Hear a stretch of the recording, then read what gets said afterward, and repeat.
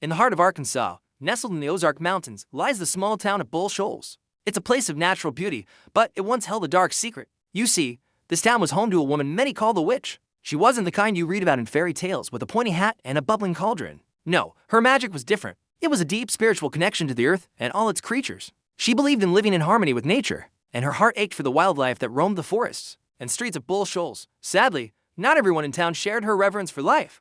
Many of the residents were known for their casual cruelty towards the animals. They'd set vicious traps for skunks and raccoons, leave out poison for possums, and show no kindness to the stray cats and dogs that wandered through their yards. The witch watched this all from her small cottage on the edge of the woods, her spirit growing heavier with each act of needless violence. She felt the pain of every creature as if it were her own, a constant sorrow that weighed on her soul. Then, one autumn, as the leaves turned to fire and gold, the witch fell gravely ill. Her body, weakened by age and a broken heart, finally gave out. She passed away quietly, leaving the world of the living behind. But her spirit couldn't move on. It lingered, tethered to the town by a powerful, unfinished purpose. She couldn't find peace knowing the cruelty she had witnessed was still happening. Her love for the animals was stronger than death itself, so she decided to stay. She would become a guardian, a spectral protector, haunting those who harmed the innocent creatures of Bull Shoals. She would teach them a lesson they would never forget. Her first targets were a group of teenagers who thought it was fun to torment a family of raccoons living near the old creek bed. They'd spend their afternoons throwing rocks at the mother and her kids, laughing as the small animals scurried for cover. That night, a strange, cold fog rolled in from the woods, thicker than any they had ever seen. As the teens gathered by a bonfire, they heard whispers carried on the wind ancient.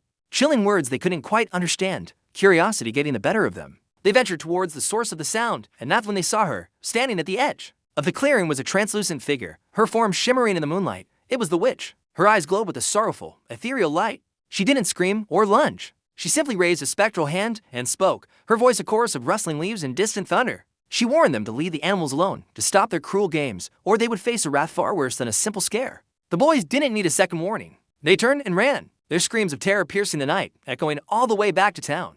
Word of the haunting spread like wildfire. The teenager's story, filled with genuine fear, was impossible to dismiss. Soon, others began to have their own encounters. A man who set traps in his yard woke up to find every single one sprung, with the ghostly image of a wolf staring at him from his window. A woman who poisoned stray cats found her pantry inexplicably filled with hundreds of spectral mice. The message was clear: the witch's ghost was watching, and she would not tolerate cruelty. Fear can be a powerful motivator, but something else began to grow in Bull Shoals alongside it: empathy. The townspeople started to see the animals not as pests, but as the creatures the witch had loved so dearly. They began to understand the consequences of their actions. Slowly, things changed. People started leaving out food and fresh water. Some even built small shelters to protect the animals from the harsh winter cold. The traps disappeared, and the cruelty subsided, replaced by a newfound respect and kindness. From the twilight realm between worlds, the witch's spirit watched. A sense of peace finally began to settle over her. She saw humans and animals starting to coexist, not in fear, but in harmony. She knew her work wasn't truly over, that the balance would always be delicate. But for now,